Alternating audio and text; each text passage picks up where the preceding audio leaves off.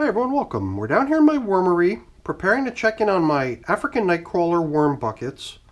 The buckets where we decided 6 weeks ago, over here in bucket number 2, to start into a little bit of a set it and forget it test. So the most we've ever done is to just sort of peek under the covers just to make sure we could see the actual level, because the level was pretty close to being full 6 weeks ago, but it's been settling gradually. Here in bucket number 1, we've been coming in regularly. It was 8 days ago that we last checked in to feed them, and today, since we're only a week away from the test ending, because we decided the test would end when both systems reach 100 days of age, so we're now 1 week away from that happening. We want to squeeze in one more regular feeding here in bucket number 1, and then a week from now, when this ends, we're going to get back to checking in on how both bins are doing, so we'll do a little compare and contrast. But we're going to get into here now, and let me get to the other side of the table, put a glove on, we'll get started. I'll tell you, it seems to me almost like it wouldn't take a whole lot to equalize the level in these two systems. I mean, if we were to throw in 1.5 or 2 inches of leafy matter, we would have pretty much brought the level of the systems to being the same for the most part. Although in here, since I've been tilling things up and coming in on a regular basis, I'm wondering if perhaps the stuff in bucket number 2 is more compacted from me not having disturbed it over the past 6 weeks. It'll be interesting to see what it looks like over there a week from now. And at that point, it will have been 49 days, 7 weeks of the system being kind of ignored. I'm not remembering what we fed last time. Oops. My hand just bumped into like a squirmy mob, so I just kind of reacted to it. It was a little unusual, because it seemed like I had just bumped into a whole pile of worms hanging out, probably enjoying something. Oh, there's even more down there. Oh my goodness. So this must be pumpkin, and this piece here is pretty popular, whereas this one, I don't know why, it seems, I thought it was dry or something, but it is kind of squishy and damp, and for whatever reason, they're still working on it. I just found another piece. My inquisitive finger poked down and found it. Well, you know, it's a little bit surprising to have found a whole bunch of leftover pumpkin. You would have thought that they would have just burned right through that sort of a little treat, right? Well, we got some little worm action going on here. Look at them all. I don't know. I just can't resist picking them up and checking them out. And they're not liking being in my hand. They're just trying to squirm away.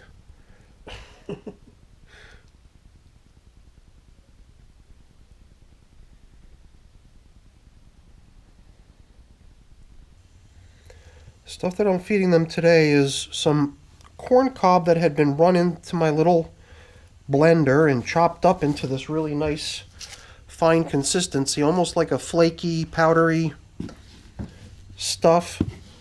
And I don't have a whole lot there. I mean, I've got a whole other jar of this stuff taking up space in the refrigerator, so I just figured I would do away with what's left in this portion here and free up that much space in the freezer.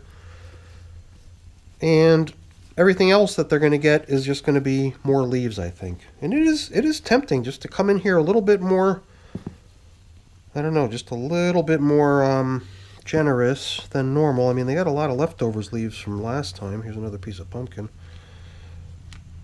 And I don't know. I definitely like the idea of trying to like bring the level up in here a little bit more, but I don't want to force anything either. There are just worms all over the place in this system. I don't know. Seems like even though there was a nice little pumpkin treat up at that level, they're very happily hanging out down just below it. Whether it's in the leaves or in this more finished material here. I guess the only drawback when you're in a container like a bucket is that you're kind of cramped for space. Especially when you're running it like close to capacity too. Which I like to see too, because in the past we had run these buckets kind of not very much at capacity. And it seems like you got all that space, why not use it, right? I got my squirt bottle too because the leaves that I bought in from outside are all dry, and I'd like to dampen them as I put them in here. And I mean, we've opened up a good size hole here. And if I could just backfill it with as much leafy matter and corn, crushed corn cob, as I can, then we'll definitely be bringing the level of this system up here. But I want to kind of go in like phases here, get some of this in, but then don't want to leave a whole bunch of dry stuff down there. Let's add a little bit of moisture to it. Because I mean, that pulverized corn cob isn't bringing any moisture with it either.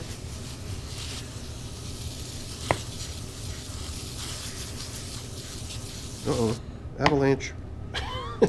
Whoa, oops, I just sprayed my table accidentally. Good thing I didn't spray my phone.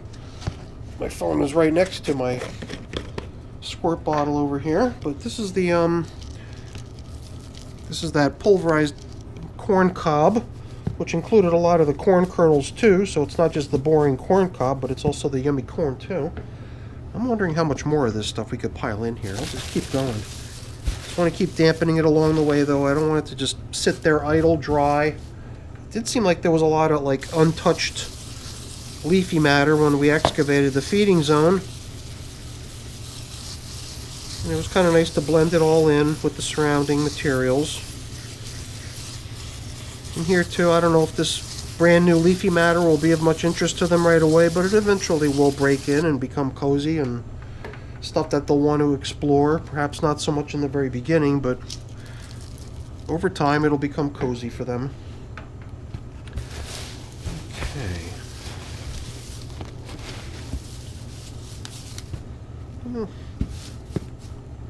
Maybe if we do another little portion about that much, we will have been quite generous on this boost of bedding for these little guys. Hey, if you give them more space to roam, I think they'll have a tendency to try to, you know, make more babies to take advantage of the extra space. So, let's do that, right? Alright, that's official. Emptied that jar out. Good to go. I've still got a whole other jar of this stuff.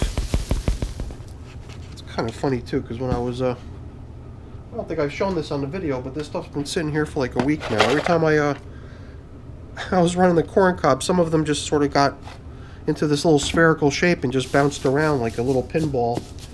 Never really wanting to break apart, just roll around instead. And they seem kind of cool.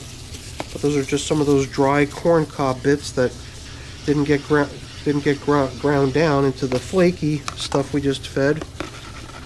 And it seemed like an unusual, I don't know, just like an unusual looking thing that I figured I'd use at some point to feed worm bins. But for now, I just like the way it looks, so I'm keeping it around as like dressing table decor for my workbench here in the wormery. Alright, such nice stuff, all kinds of nice leafy matter throughout. There was just a lot of worms in some spots. I'd like to see that too. So it's also, I don't know, I get this feeling like they are kind of exploring the entire space. They're not, I mean, yeah, they're huddling around where the pumpkin was. They were enjoying that, and the fresh leaves we added last time, so it did seem like there were little pockets with denser populations of worms hanging out in it, but almost everywhere we looked, we found worms hanging out all over the place, so they seem to be enjoying this space that we've created for them. 93-day-old space. In a week from now, when they hit 100, bin number 2 will get fed too, so we'll have to come up with some sort of a special yummy meal plan for that check-in. Not a boring corn cob flake meal like these guys got today. Yeah, I mean, these worms, they probably better appreciate all those leaves and all the bedding and carbon, probably much more than anything else. Well, the moisture too. I'm sure they appreciated all that moisture too. All right, everyone, that's it for the video. Hopefully you enjoyed it. If you did, as always, please don't forget to leave me a quick thumbs up before you go. That's always really appreciated. If you haven't done so already, please also consider subscribing to the channel. That's very much appreciated as well. All right, everyone, thanks for watching. Have a great day. Bye now.